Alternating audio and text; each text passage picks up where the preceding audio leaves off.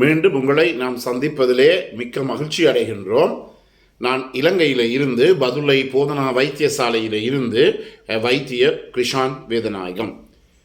பெண்களுக்கு ஏற்படுகின்ற பலதரப்பட்ட பாலியலிலே ஏற்படுகின்ற ஆர்வமின்மைக்குரிய விடயங்களையும் காரணங்களையும் பார்த்து கொண்டிருக்கின்றோம். நான் நினைக்கிறேன் இன்றுடன் அவற்றை எல்லாம் முடித்துக்கொண்டு வேறு புது விடயத்துக்கு நாங்கள் அடுத்த நாளில் இருந்து போகலாம். முக்கியமாக நான் நேற்று ஒரு முடித்த விடயம் என்னவென்றால், ஒருபோதுமே இந்த கடைகளிலேயோ ஃபார்மசிகளிலோ போய் இந்த ஆண்கள் ஆண்மை இன்மையை குறைப்பதற்குரிய மருந்துகளை வாங்கி போடுவீர்களாக இருந்தால் உங்களோட உயிருக்கு கூட பாரதூரமான ஆபத்து விளையும். இப்படி இறந்த 20க்கும் மேற்பட்ட ஆண்களை எனக்கு தெரியும். மிகவும் சிறிய வயதிலே தான் அவர்கள் இறந்திருக்கின்றார்கள் இப்படிப்பட்ட மருந்துகளை பாவித்து. எனவே இது ஒரு வைத்தியருடைய ஆலோசனை இல்லாமல் தயவு செய்து இந்த மாத்திரைகளை கடைகளிலே வாங்கி போட வேண்டாம். எனவே உங்களுடைய இந்த மாத்திரைகளை பாவிக்கின்ற போது உங்களுடைய குருதியாமக்கம் பிளட் ப்ரெஷரை பார்க்க வேண்டும், இருதயத்தினுடைய நிலையை நாங்கள் பார்க்க வேண்டும். ஏனெனில் இந்த குடிசைகள் என்ன செய்கின்றது என்றால், எங்களுடைய ஒரு ஆணினுடைய ஆண் குறியிலே இருக்கின்ற அந்த நாளங்களை எல்லாம் சுருக்க செய்கிறது. எனவே இந்த தன்மையானது இருதயத்திலே போய் இருதயத்துக்கு இரத்தத்தை வழங்குகின்ற இந்த முடியுறு நாடிகளின் சுருக்கம் ஏற்படுமாக இருந்தால் இதயத்துக்கு செல்லுகின்ற இரத்த ஓட்டத்தினுடைய அளவு பாரதூரமாக பாதிக்கப்படும். இவ்வாறு பாரதூரமாக பாதிக்கப்படுகின்ற போது அதன் பிற்பாடு எங்களுக்கு ஹார்ட் அட்டாக் அல்லது மாரடைப்பு ஏற்படக்கூடிய சந்தர்ப்பங்கள் இருக்கின்றது. எனவே தான் ஒரு வைத்தியுடைய ஆலோசனை இல்லாமல் இவற்றை பாவிக்க முடியும். அதே நேரத்திலே நான் ஏறக்குறைய 38 வருஷங்களாக இந்த மருத்துவ துறையில் இருக்கின்றேன், மாணவனாகவும் ஒரு வைத்தியனாகவும். எனவே இவ்வளவு கால பகுதியில் நான் இவ்வளவு கூடுமான மருந்துகளை பாவித்த போதிலும் அவர் சில நேரங்களிலே எங்களுக்கு 100க்கு 100% வெற்றியோ அல்லது சக்சஸோ கிடைக்காத ஒரு தன்மை இருக்கின்றது. நோயாளிகள் எப்போதுமே திருப்தியற்ற தன்மையை எங்களுக்கு காட்டக்கூடியதாக இருக்கிறது. என்றபடியினாலே தான் இவற்றை தீர்மானிப்பது என்பது மிகவும் கஷ்டம். உங்களுக்கு தெரியும், இந்த ஆண்களினுடைய விந்துகளுடைய அளவு ஸ்பெர்ம் கவுண்ட், சில பேருக்கு பிள்ளைகள் பிறக்காது. ஏனென்றால் ஆண்களின் இந்த விந்துவினுடைய அளவு ஸ்பெர்ம் கவுண்ட் குறைவாக இருக்கும். இதுவரை உலகத்திலேயே இந்த ஸ்பெர்ம் கவுண்டை, இந்த விந்தினுடைய அளவை கூட்டுவதற்குரிய மருந்துகள் கண்டுபிடிக்கப்படவில்லை. 100க்கு 100% அந்த சக்சஸ் என்பது, வெற்றி என்பது இன்னும் கிடைக்காத ஒன்றாகத்தான் இருக்கின்றது. எனவே இந்த விடயத்தை பொறுத்த மட்டும் இந்த பாலியல் ரீதியான பிரச்சனை என்று சொல்லுகின்ற போது 100க்கு 95% எங்களுடைய மனநிலை குழப்பத்தின் காரணமாகத்தான் ஏற்படுவதை எங்களாலே காணக்கூடியதாக இருக்கின்றது. எனவே ஒரு உளவள துணையாளர், அதாவது சர்டிஃபைட் கவுன்சிலர் என்று சொல்லுவோம், அவருடைய துணையுடன் இப்படிப்பட்ட பிரச்சனைகளை எங்களால் தீர்க்கக்கூடியதாக இருக்கின்றது. எனவே மருந்து மாத்திரைகள் அல்லது hormone replacement therapy, hormone supplementation, அதாவது ஹோமோன்களுக்குரிய மருந்துகள் இவற்றை மாற்றுகின்ற போது இது பெரிய பாரதூரமான நல்ல விளைவுகளை ஏற்படுத்தும் என்று சொல்ல முடியும். ஆனால் இந்த ஹோமோன் குலசைகள் பிற்காலத்தில் உங்களுக்கு பாரதூரமான ரிஸ்க், லாங் டேர்ம் ரிஸ்க் என்று சொல்லுவோம், நீண்டகால போக்கிலே பாரதூரமான விளைவுகளை ஏற்படுத்தக்கூடியதாக இருக்கும். எனவே இவற்றை நாங்கள் கண்டுகொள்ள வேண்டும். அடுத்ததாக எங்களை போன்ற 3ஆம் உலக நாடுகளிலே 4 பிரச்சனைகளை நாங்கள் கண்டிருக்கணும். முதலாவதாக அந்த அண்டர்ஸ்டாண்டிங் ஆஃப் த ப்ராப்ளம், அந்த பிரச்சனையை விளங்கிக் கொள்ளுகிற தன்மை, போய் சொல்ல முடியாத வெக்கம். ஒரு பெண் மனைவி தன்னுடைய கணவனிடம் தனக்கு ஓகாசம் உச்சக்கட்டம் ஏற்படவில்லை என்று சொல்ல முடியாது, வெக்கம். அது என்ன, எப்போதும் ஆண்களுக்கு தான் பெண்கள் இருக்க வேண்டும் என்ற ஒரு பாரதூரமான ஒரு கருத்து. அவை எல்லாவற்றையும் மேற்கொள்ள முடியாது. முக்கியமாக என்ன பிரச்சனை என்பதை தயவு செய்து உணர்ந்து கொள்ளுங்கள்.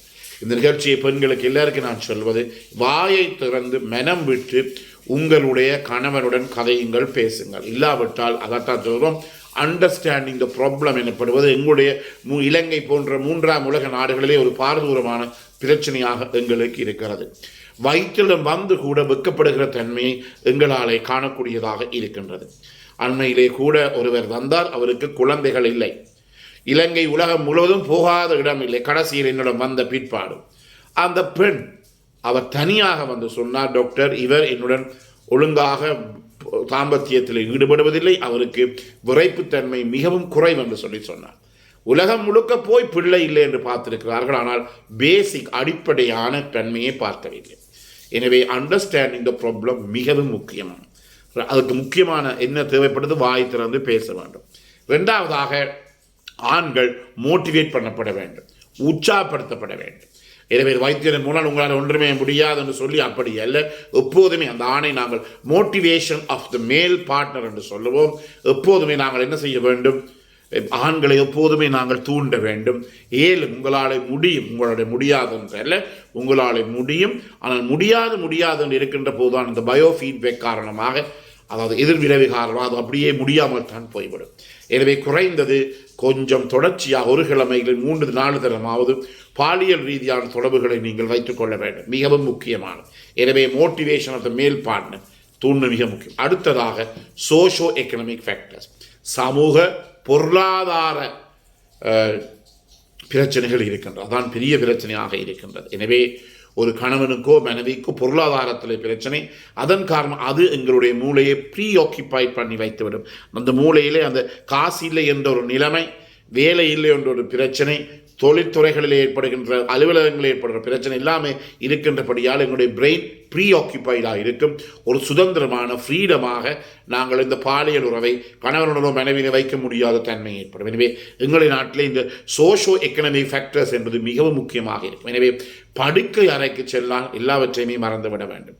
வேலைத்தளம், காசு இல்லாத தன்மை பிரச்சனை, சமுதாய பிரச்சனை, பிள்ளைகளுடைய படிப்பு, பிள்ளைகளுடைய சோதனைகள் எல்லாவற்றையுமே வெளியிலே வைத்து போட்டு தான் நீங்கள் ஒரு சயன அறை அல்லது படுக்கை அறைக்குள் செல்ல வேண்டும்.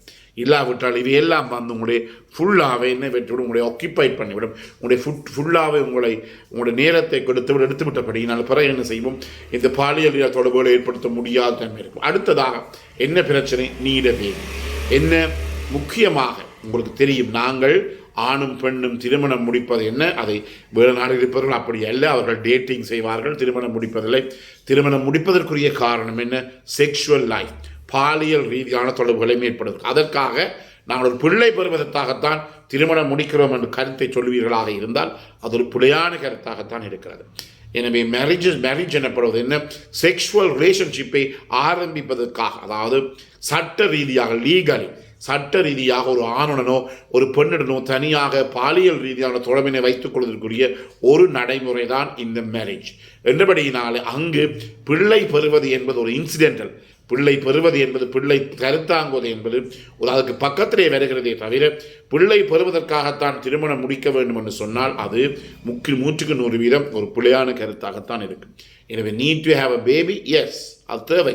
ஒரு பிள்ளை எங்களுக்கு தேவை, மிகவும் முக்கியமானது. ஆனால் அங்கு தாம்பத்தியிலே முழு நிறைவும், முழு மன மகிழ்ச்சியும், முழு சந்தோஷமும் அடைய வேண்டும். குறைந்தது பெண்கள் ஒரு மாதத்துக்கு ஒரு 15-20 தரமாவது அவர்கள் ஆர்காசம் எனப்படும் உச்சக்கட்டத்தை அடைய வேண்டும்.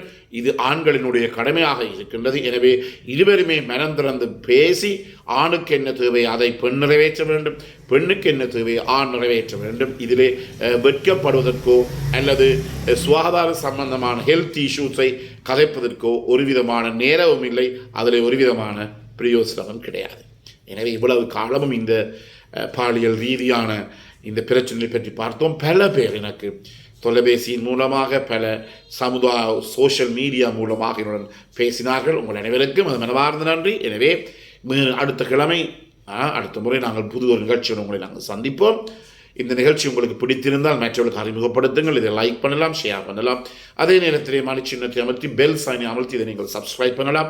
மேலே தகவல் தேவையாக இருந்தால் 0094-7735-6245 தயவு செய்து பல பேர் பார்க்கிறீர்கள், ஆனால் அதை சப்ஸ்கிரைப் பண்ண மறந்து விடுகிறீர்கள். எனவே கட்டாயமாக செய்யுங்கள்.